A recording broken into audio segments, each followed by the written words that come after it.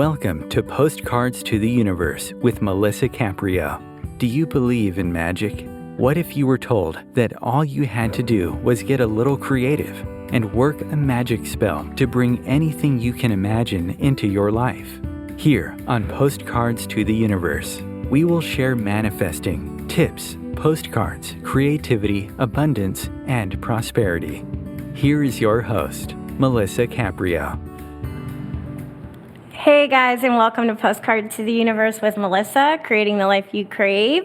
How are you guys doing today? As you can tell, if you listened to my show last week, I had really bad laryngitis, but I still went on. So I'm proud of myself for doing that. And I listened to the show, and I did actually sound pretty sexy, so that was funny. But my voice is back today, so I'm happy about that. I have a really cool show today. I have author of The Answer Within, How to Access Your Spirit Guides for Alignment and Abundance, Erin Newman, as my guest, and she is going to join me in just a few minutes. I finished her book this morning, and I loved it. So yeah, I'm excited to talk to you guys about that. Just a few things about me. If you're joining me for the first time, I want to say welcome. I so appreciate you being here, and I hope you keep coming back. And just so you know, a little FYI, we always put the show up on Om Times in the archives, so you can always listen to any show if you miss a show live. And I also upload the show on my website and on my podcast, postcardstotheuniverse.com, so you can find any show there if you want to catch up on previous shows. I am a author and a photographer myself, and I have a book, and it's titled Postcards to the Universe, Harness the Universe's Power and Manifest Your Dreams. And my book is all about manifesting abundance in all the different areas of our lives where we want more abundance: love, relationships, money, health, all that good stuff. So what I did is, because I'm a photographer, I had people create what I call a manifesting postcard. It's kind of like a mini vision board. And I have people make a postcard and send it to me. And when their manifestation shows up in their reality, if they feel comfortable, share their story with me. I photograph the postcard and tell their story. And that's what the book basically is in a nutshell. It's sectioned off in the major life themes that like I said, we want more abundance. And I have a bunch of writing exercises and fun manifesting games you can play to bring more abundance in whatever area of your life you want. So if you're interested in doing these inner work exercises and reading people's incredible journeys of transformation and manifesting, grab yourself a copy of my book, which you can find at Barnes & Noble and, of course, Amazon, And your local bookstore carries, some local bookstores carry them, and if not, they will order it for you if you prefer to order it from a bookstore. So a few things. I do what I call a magical message, and I post them on social medias, and it's usually a manifesting postcard with an affirmation, and I like to focus on affirmations because I think that they're really powerful. And this week's is saying yes, but what I'm doing now is I'm re-photographing all of the postcards that are in my book, because I am also doing live readings from my book on social media. I'm releasing them on TikTok, Instagram, YouTube, and LinkedIn. So you can also follow along there and see the readings or listen to the readings. And so I decided to re-photograph the postcards from the book to do that. So this week's is about a woman who contributed to my book, Jenny, and she talks about how she manifested a free trip to Mexico. So it's pretty cool. So saying yes. For all of my regulars who listen to me each week, I just want to give you a shout out. Thank you so much for joining me, and I hope you keep coming back. I've been talking about workshops, and I'm officially now doing 2 workshops. One is titled Manifesting Through Gratitude, a Visual Journey, and it's online. Both of them are online. online, and this one runs 5 weeks on Thursday evenings, 6 to 8 p.m. And we're covering living in gratitude by using writing exercises and doing a daily visual gratitude practice using our camera phones to help us get into alignment with the energy of abundance. And we're going to focus on worthiness, self-love, health and wellness, financial abundance, and our money story, and of course, personal relationships, family, friends, and romance. And there will be an open forum for questions and answers and personal check-ins. And I'm going to give writing exercises and daily photo prompts and tips of what to do. And I'm also going to be asking everybody to make a manifesting postcard in each area that we cover during the workshop. And at the end, you're going to have a beautiful visual gratitude journal. So it's really powerful. I highly recommend it. I do it on the regular just for myself.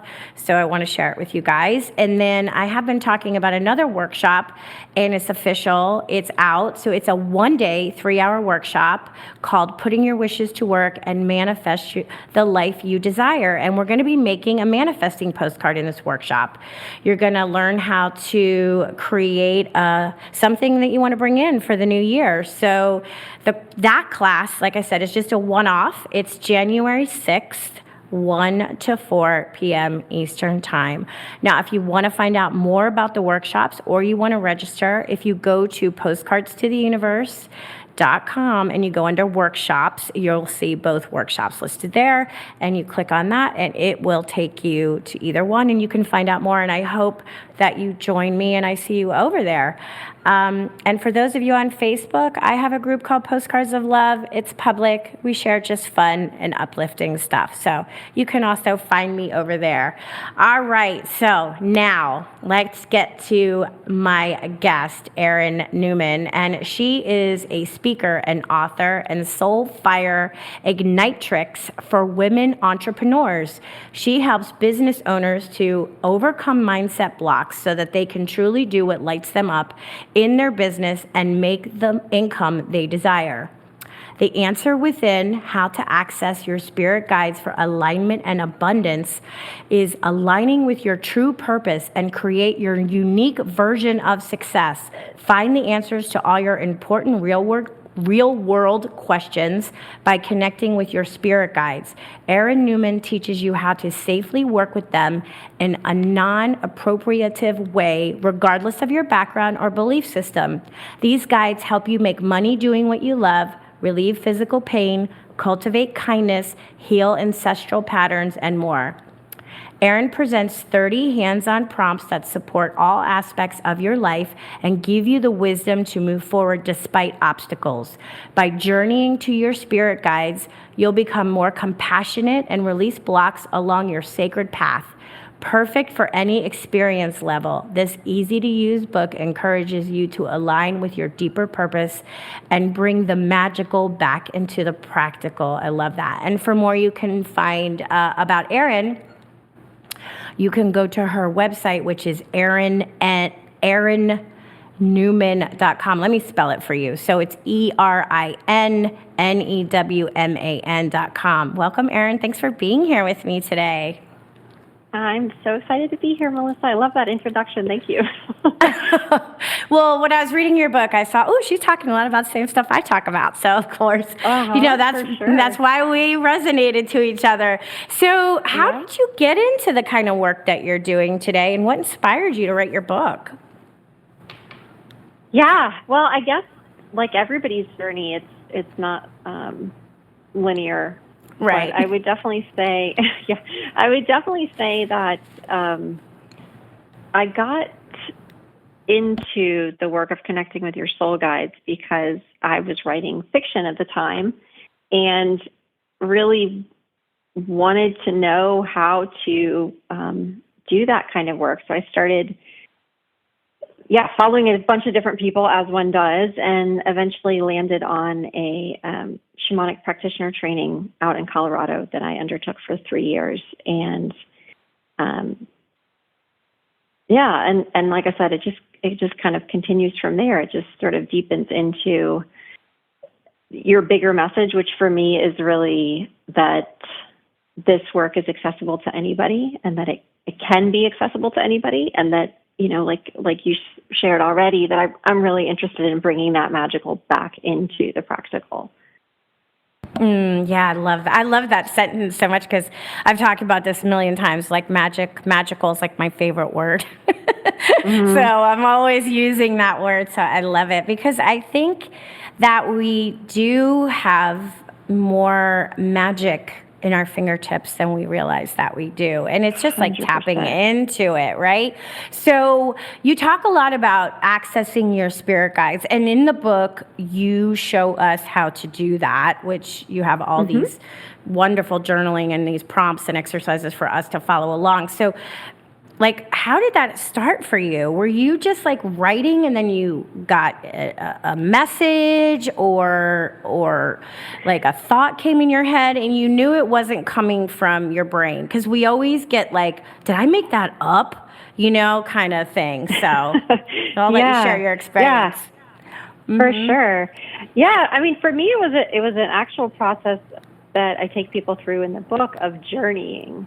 And that's when you're entering into that altered trance state, which sounds really out there, but you get into an altered trance state when you're just watching television, right? We all kind of can zone out, and this has a very specific purpose of accessing something that's bigger than us, right? Of whatever way you want to think of the life force, the all that is, source, God, universe, the thing that is bigger than all of us and unites all of us. And for me, that gets translated into spirit guides and or working with source directly.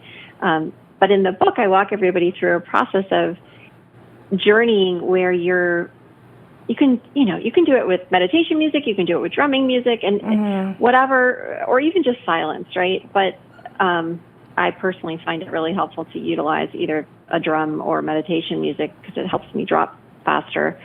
But really dropping into that altered trance state first, that space of silence, that space of where your conscious mind has been able to let go, at least for a little bit.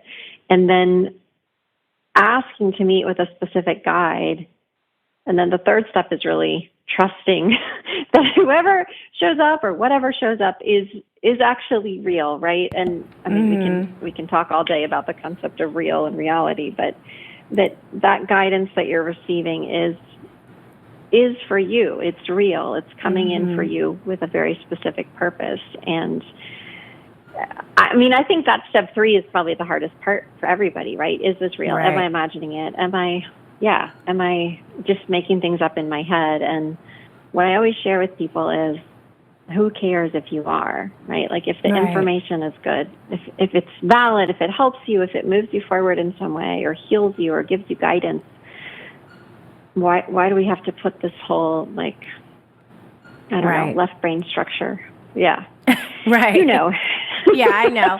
Yeah, I always feel like for me, usually my signal that it's not something I'm making up is I'll get like a charge in my body, like either goosebumps or something, like a shiver or some kind of a physical charge that makes me think, oh, okay, this is a message for me. I'm not making this up.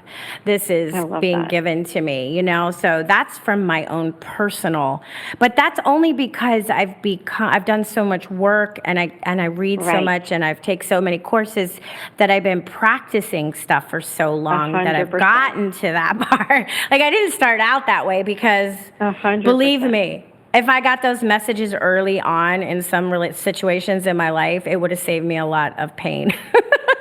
Right? But we probably would have ignored them, That's I think we do get those messages and we just ignore them. I mean, how many times, I don't know how old you are, but how many times in my early 20s did I do some really stupid stuff, but I knew like my stomach was clenched up, right? Like that anxiety was already present. But I ignored it, right? I just did the stupid thing anyway. So, I've done that. Yes, in fact, my ex-husband, the first time I met him, the first thought I had was, "I remember you," and the second thing I heard was, "I'm in trouble," and I ignored it. And I ignored it. And let me tell you, I was in trouble. And I ignored it. I know. I still get goosebumps when I say it because I remember it. As you're talking. Yeah. It was so clear. And I, whoever, my angel guides or spirit guides or whoever was like, hey, you're not listening. Oh, well, I guess I had to learn the hard way. No, we never do. I had to learn the hard way. So, and you said something, and I thought this was interesting because I've heard spirit guides before, but you talk about, discovering who your spirit guide is, being open to that, and seeing what messages and what comes. But you also talk about connecting to a body. Now, I've heard of gatekeeper, but I've never heard of a body protector before. And you talk about that. That's a new one for me. Can you share a little bit what a body protector is? Yeah, essentially it's a guide so the concept of soul travel is that, your body's still there, your soul is out there in the ether somewhere, hanging out, going on these journeys. And the concept of a body protector guide is that they're actually physically there with your body, still keeping one eye open, kind of, still keeping that sort of sense of place and, actual body here. I personally tend to not, what's the word I'm looking for? I tend to not focus so much on, you have to have all these protective things around you in order to do this work. But I know that for some people that's really supportive and really helpful, and they really want that, right? They really need that, because there are things out there, and people have experienced all sorts of psychic trauma and different things. And so a body protector is an additional layer of, this is that guide who's going to be like, look, we need to come back right now. We need to be present here. You're going too far, kind of. I don't personally have a lot of that experience in terms of, anything negative, but for some people they really, really want all of those levels of reassurance and sure. I've definitely had experiences where my body protector or my gatekeeper was like, look, not today, right? Like that's not a precipitous time today. Let's just chill. Yeah. Yeah, and you talk about being open to how it shows up, because you talk about in the book your octopus, which I love. Yes. That you were like, which is kind of also like people have animal totems, and that could be a spirit guide or body protector. It just depends on what your experience is while you're journeying, while you're going through the journey, and what shows up for you, to pay attention to that. So share, like, what was the first time you met your spirit guide, like what did it look like? What did it feel like? So anybody listening may be like, well, maybe I've had this experience and I'm not paying attention. Right.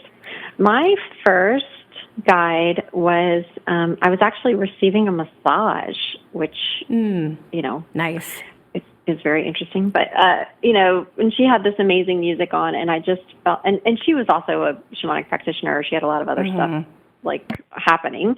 And it was a massage, and I just felt this experience of having this one guide coming in, swooping in, rushing in, and just holding out his wings, and I just felt that presence so strongly, like you said, the goosebumps, and it was like, I'm still getting goosebumps right now. Like, it shook me to my core, like, oh my God, this is, I don't even know what,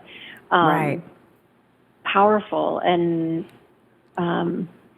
I would say that over time, it doesn't quite feel like that as much anymore, but it, it sometimes does. I guess it's kind of like meditation, right? It's like, sometimes it's amazing and transcendent and you're like, oh my God. And then some days it's like, it's a practice, you have to come back to it and reconnect in again.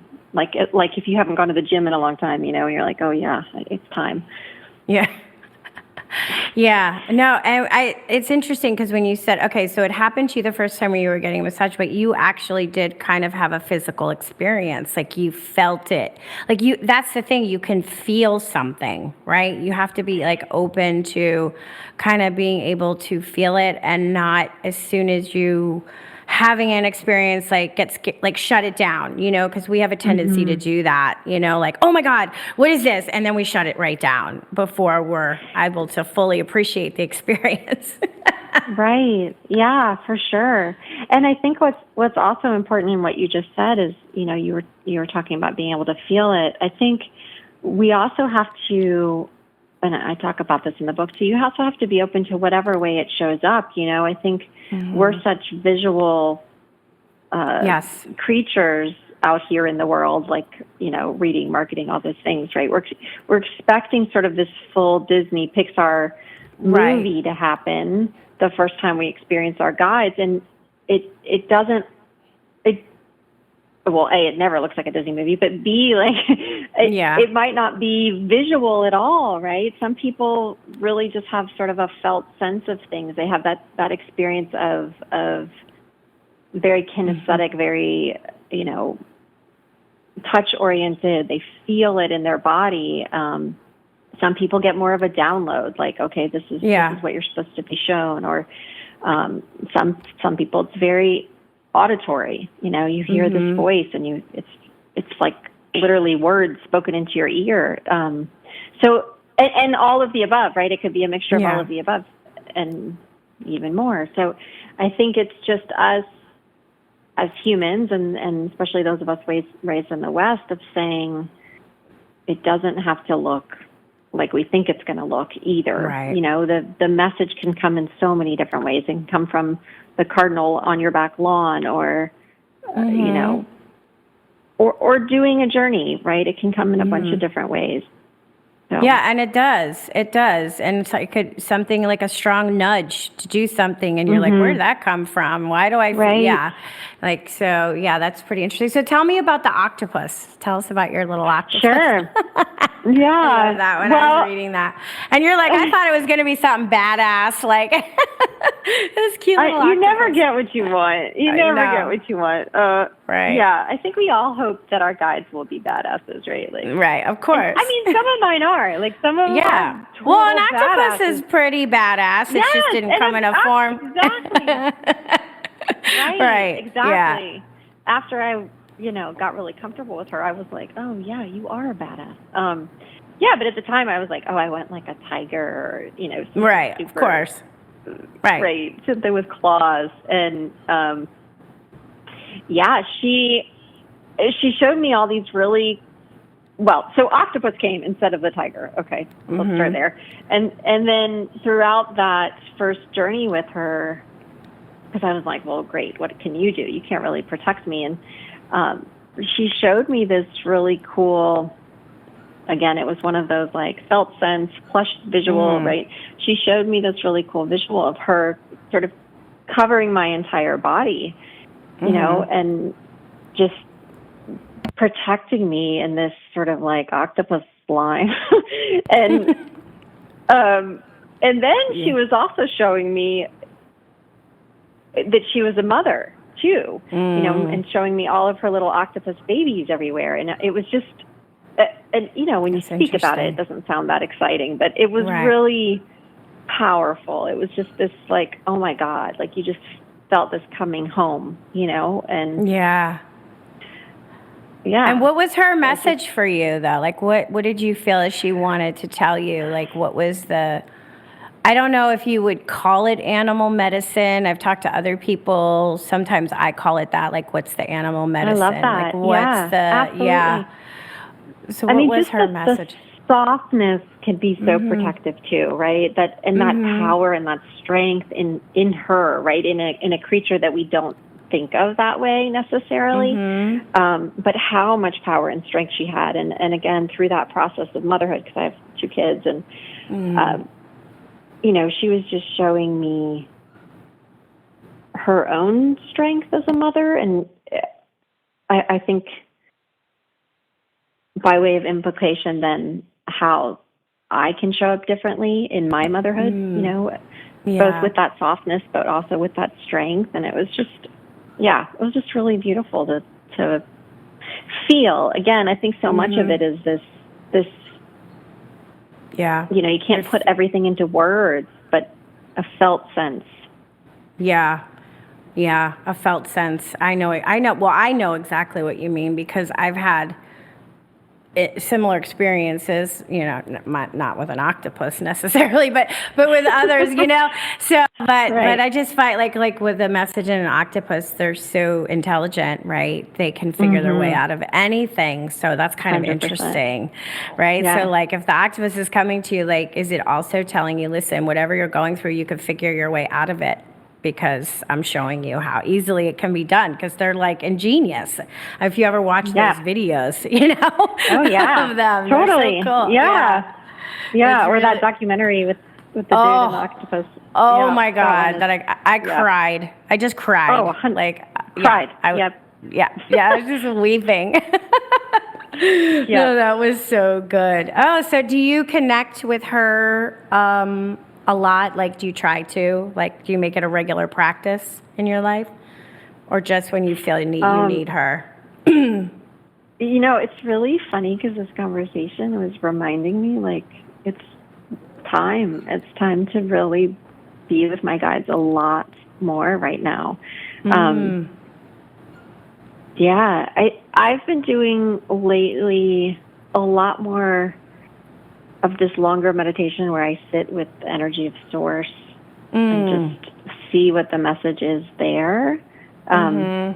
But literally this conversation, Melissa, is reminding me, like, it's time to bring that back into your practice and just really be with all of your guides again.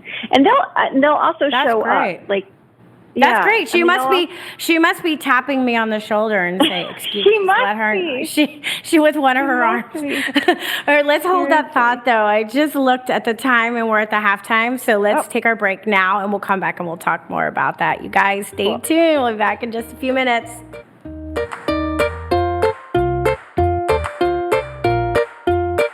Conscious media for conscious minds. Om Times. Host your show on IOM FM, the radio network of Om Times Media, one of the more recognized brand names in the conscious community, and is backed by the extensive marketing reach of Om Times. Hosting a show on IOM FM immediately connects you with our extensive dedicated community. Everyone has a story. I have a story. You have a story. We all have a story.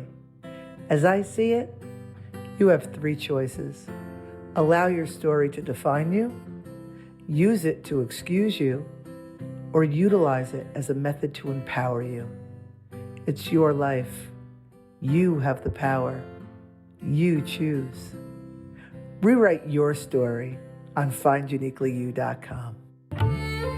Imagine yourself being transported to India, to the banks of the Ganga and an ashram in Rishikesh. Visualize that you are welcome to satsang with an American sannyasi who shares the wisdom of her guru. Your visualization has manifested. Join Sattvi Bhagawati Saraswati for inspiration and transformation every Thursday at 11 a.m. Eastern on Om Times Radio. Ascending Hearts is no ordinary dating site, but a spiritual dating site with a purpose, to link you with your soulmate. We engineer the serendipity so you can trust that you will attune with someone that has the same matching vibration as you. Ascending Hearts, the conscious dating site for the spiritually aware. Try Ascending Hearts for free, ascendinghearts.com.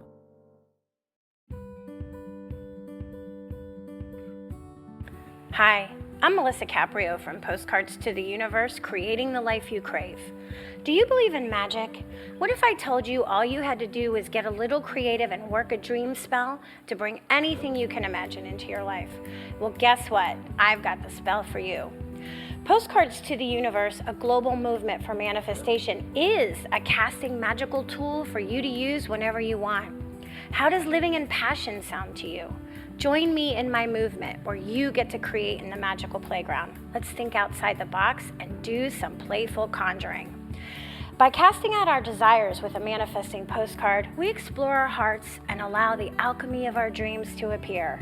And don't forget to tune in each week here on Om Times Radio with my show, Postcards to the Universe, Creating the Life You Crave at 4 p.m. Eastern Time.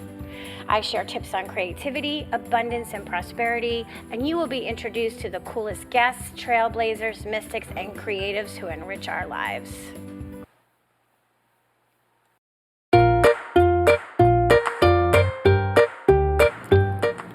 Hi, and welcome back. If you're just joining me, I'm talking with author Erin Newman from, a lot of what we're talking about is from her book, The Answer Within, How to Access Your Spirit Guides for Alignment and Abundance. So before the break, we were talking about your octopus tapping me, telling me she wants to meet with you, I guess. That's what I got when I was on the break. So she's awesome. Like, tell her she wants to meet with you. So I guess you need to reconnect. Yeah, I love that. So I want to talk about alignment, because you talk about alignment, and a lot of people don't know what that means. Like, what does that mean? What do you mean when you tell us about, discovering, what our soul path is and our sacred path, and we have to be in alignment? What do you mean by that? Yeah, I think it could mean many things. The way I speak about it is that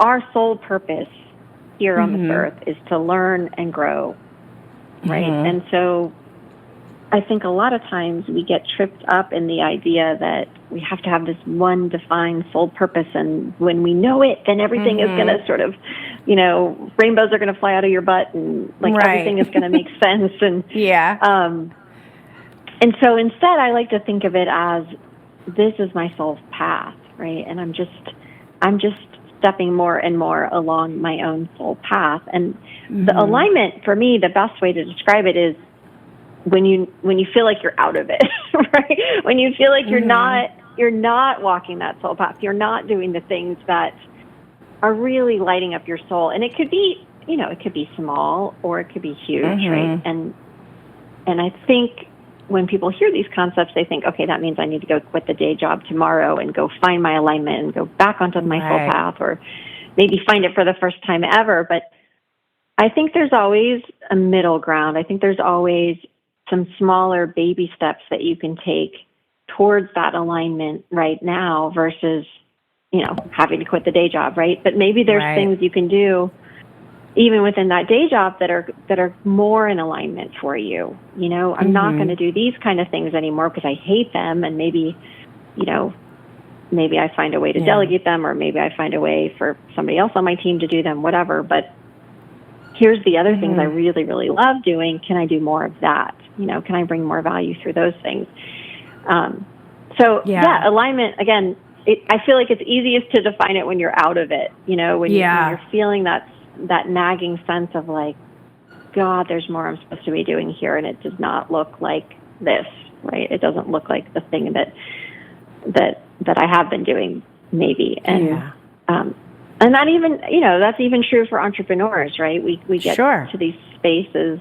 Yeah, we get to these spaces in our business where we're like, that message no longer feels aligned for me. It doesn't light me up to keep talking about this anymore. It doesn't light me up to keep offering, for you, maybe, Melissa, it's like, I don't want to do another workshop around that, right? Like, I don't, and I feel like, too, for me, like, about like, where my soul path is, like, I feel like when I'm in alignment with my soul path, things flow easy. It's like, if you've ever tried to make something work, and like in your mind you think, well, it has to work because it's a good thing and it'll look like this and it'll be like this, and no matter what you do, it's like trying to jam a round peg in a square hole, or a square peg in a round hole, however you say it, and you're like trying to force it and it's not working. And I'm like, that's a good indicator that this isn't in alignment with what I'm supposed to be doing. Right? But when I am, 100%. Things just flow so easy. They just come. There's no forcing it. It's just like allowing it, which is a big difference. At least that's my personal experience with it. Yeah, I love that explanation. And I think, this comes back to what we were talking about earlier, too, is that practice, right? Because in the beginning, you know, when you're first trying to figure out, okay, well, what even is my soul path? What is she even talking about, right? It's going to all seem overwhelming and bewildering and like, well, how do I choose one of these things versus the other? But the more you do that choosing process, the more you step forward without having total clarity, the better you get at like what you just said, is that sense of like, okay, this feels like heavy effort. I'm banging my head against the wall, and this feels like flow, movement, ease. You know, I'm just gliding down the river. But I think there's a practice there too of continually choosing. You know, I'm going to continually open myself up to those messages. I'm going to continue keep listening, even though we're saying yes, it feels like it's in flow, but it's still scary. It's like still scary. That other thing, that other thing it's not easy for anybody. I think, you know, yes, the pathway is lit with little fairy twinkling lights, but it is still scary. You know, it's scary to say, okay, this thing that's been making me money over here, I'm not going to do it anymore, or this one revenue stream, or this one kind of workshop, or this one kind of client, right? Any of those things it's scary as crap to anybody. But you still like have to take action, and you still have to, you can't just be like, okay, I'm going to be in alignment and just sit on your couch streaming on Netflix. Right? I mean, maybe for a little bit you can, but not for a long term. Right. No. Yeah. You have to take inspired action. You have to constantly be, you know, moving. You can't just be stagnant. Yep. And I really believe, you know, your clarity comes through action. You know, you taking that step or multiple steps is going to show you, like you said, no, this feels really hard and I'm efforting too much over here, or no, this feels aligned. This feels like it's on my path. This feels right. You know, even though those things might be scary. Yeah, and you're constantly tuning into yourself and asking yourself the question, like, how do I feel? What do I think? Why is this coming up for me? What do I need to learn?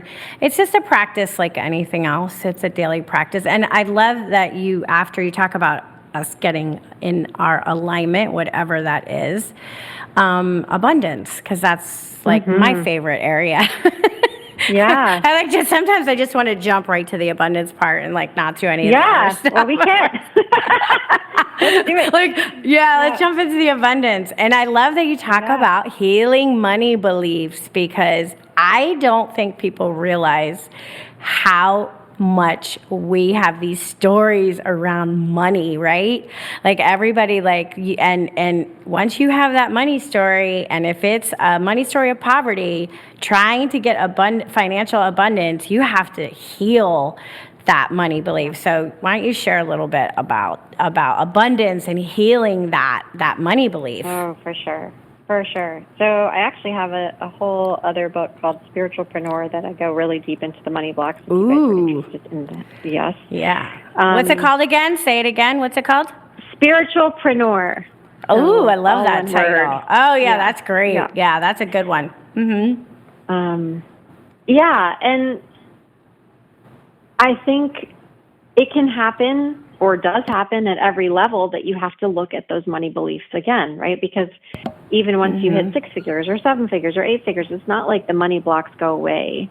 And in fact, the core of them, you know, those core beliefs about I'm not enough and it's not safe to do this and I have to work really hard to make money and I'm only allowed to have a certain amount, right? That amount might change, but your patterns might still be showing up, right? You might still be putting everything on a credit card, or you might still have spending way beyond your means, or never actually accumulating wealth, right? Maybe you make a lot of money, but it doesn't transfer into savings, So there's all sorts of patterns, and they're not specific to any income level. I think people think, okay, I'm going to heal my money beliefs and then I'll be out of poverty. Well, yes, awesome. And, there will be other ones there, there will be other beliefs there that we want to look at, because I think to those of us that understand how much our belief systems play into our outer reality, I don't think they're everything. I think we are co-creating, but a big part of it is our beliefs. Even as something as simple as when you get into one of those doom spirals and then everything seems to go wrong in your day, right? Like the dog throws up and the whatever, like, Yeah.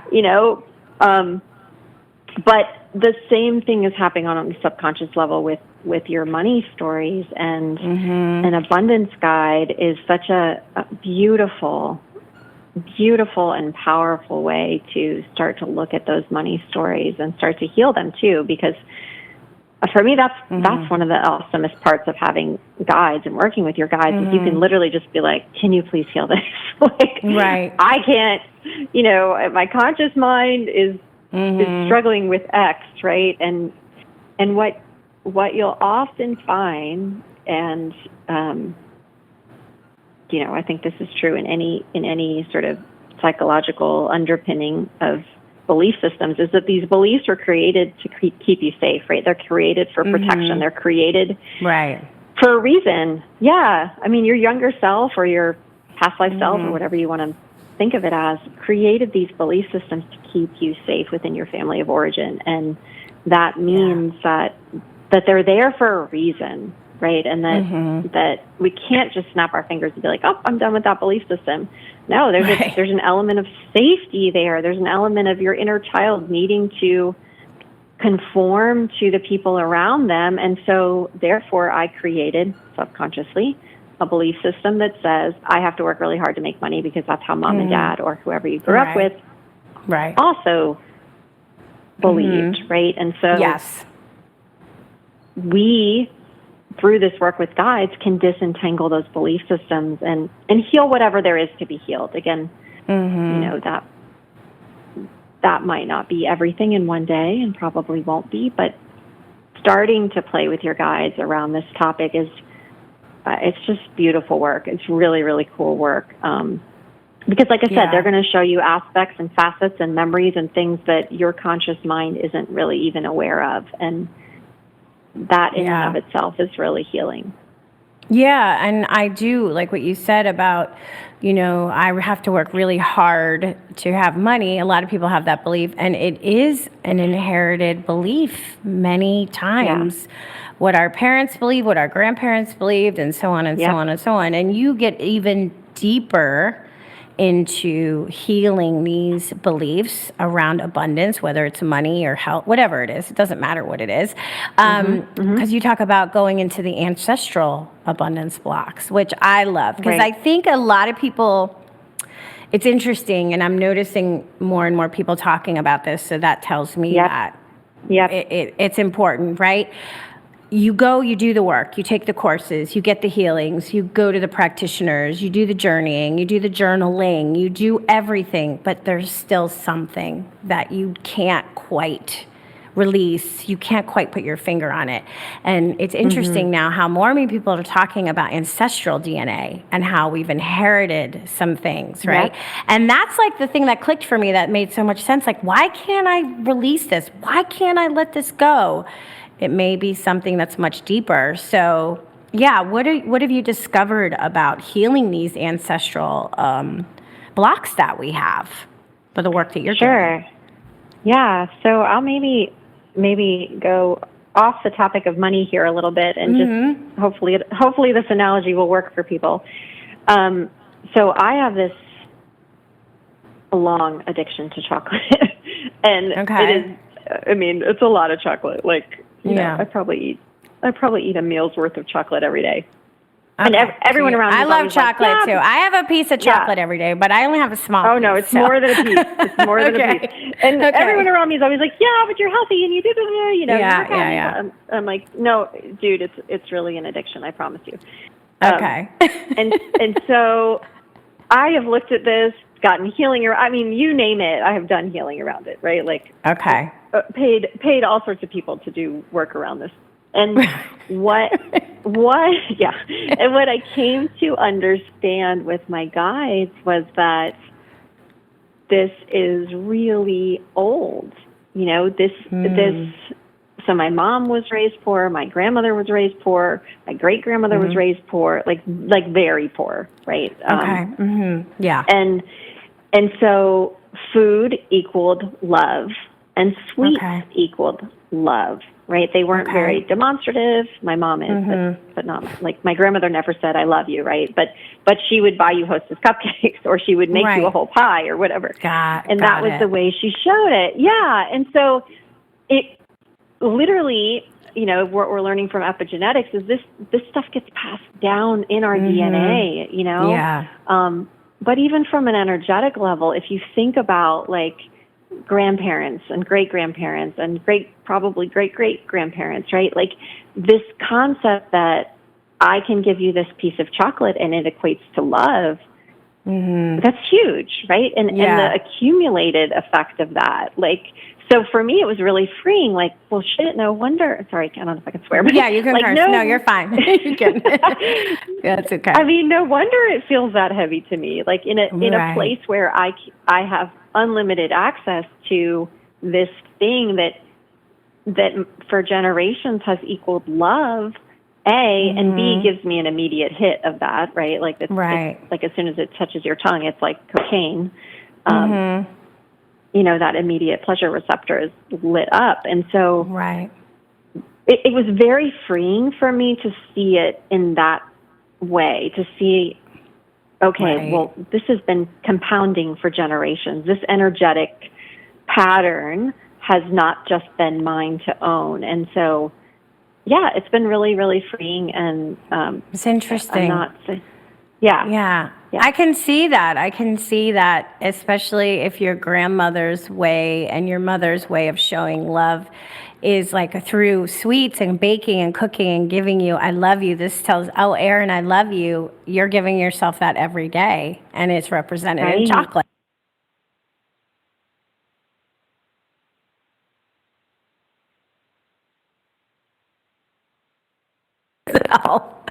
On a daily basis. So how are you with chocolate now that you have this awareness? How has it been? Less. Okay, but you still got the chocolate. Less. Yeah, it's still there. I think. Yeah. But it's a lot less. So, I mean, I'll take less. Well, I had a friend who is a psychic, and she told me that dark chocolate, especially dark chocolate, has a grounding effect. Did you know that? I did know that. I love that. And I think that is part of what it is. Yeah. Yeah, because maybe with your going on so many spirit journeys, your feet aren't on the ground a lot, and maybe you need to be a little bit more grounded. I actually love that concept, yes. So maybe you can add that too. Yeah, I'll as add a reason. Yeah. Well, I'll report back, let you guys know. Yeah. But, it is at least a lot less. And I think, like you said, having that awareness is so key. And that's, you know, to come back to the sort of financial abundance and money blocks, the more you can see why these patterns showed up, I think it's really healing and really helpful. And again, I also love asking my guides to, okay, can you actually just heal this? Can you just go ahead and take it away now, please? For me. Heal this. And you talk about past lives too. Have you discovered, because that's coming up more and more. I mean, people have been talking about past lives, I know, for a long time, but people are realizing or having memories or realizations that they've brought something over into this life that they're trying to heal from a past life. Yeah. Have you discovered anything like that in your personal experience or with any of your clients? 100%, both for myself and with my clients. And I think, again, that question of, is this real, comes up very often with past life energies. Sure. And I have the same response there, which is like, doesn't matter. You know, if we think of this as some part of our psyche versus, okay, it's an actual past life thing that actually happened and I'm feeling, you know, the energy around that. To me, personally, it doesn't matter. Like whatever you want to think of it, you can be totally skeptical and do this work, you know, and as long as you feel like, that felt really healing afterwards, you know, that felt like I really shifted something around that. And I think it is really helpful for your brain both your conscious mind and your subconscious to have something to say, like, this is the underpinnings of this whole thing. You know, this is where this came from. And now I've released it, right? I don't have to have this energy around it anymore. You know, and I think it's very, very, very common, especially in visibility, showing up, speaking your truth, you know, because if you think about it, you know, like for us as business owners, as women business owners, we weren't even allowed to have businesses back in the day, right? And so for us to now show up in this way, like, of course there's some energy around that. Of course there's some, again, whether you call that past life or just that feeling from society of like, are you even allowed to do this? Are you allowed to make money from your gift? Are you allowed to show up as a woman and actually make really great money? Like, again, that wasn't part of our collective for a long time. And so, of course there's stuff around that in your... Yeah, so interesting. So have you done a journey where you've asked if a certain belief has originated from a past life and gotten an answer? Yes, all the time. Yeah. And with my clients too. Yeah. Oh, wow. I think you're kind of able, I mean, again, especially after you do a lot of this work, you start to be able to sense into, like, this feels really old. Like, this feels like it's not just yours, you know? Yeah. And so as we're starting to work on that belief system, I'll sometimes just say, like, this feels like it's older than you. Are you having that sense also? And, you know, do we want to do some soul level work around it? And I find that so fascinating. I have a friend who has some very clear memories from a few of her past lives, and she talks to me about it. And I find it so interesting because I don't know if I could say that I have that experience, but I believe in past lives. I believe in that. So I think I've had moments of, oh, maybe that was from a past life, you know, kind of thing. But not like this clear memories like my friend has, where she has, like, she can tell you the story and she has these full-on visuals from a past life experience, which I think is so fascinating that some people have those flashes, you know? I mean, it makes total sense to me. And, you know, just talking about that, it just made me think of that, because you talk about appropriation in the book and about being white and about appropriation. And I was thinking, and this is just me, so is it appropriation if we've had a million past lives and we've basically been everything in every past life?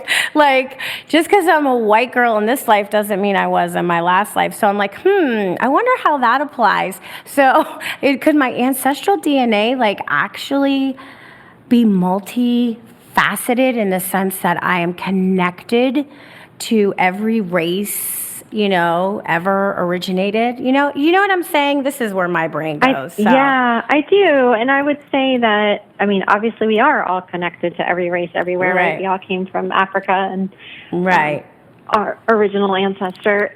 And in your current life experience, you're white. I'm white. Right? And I'm so white.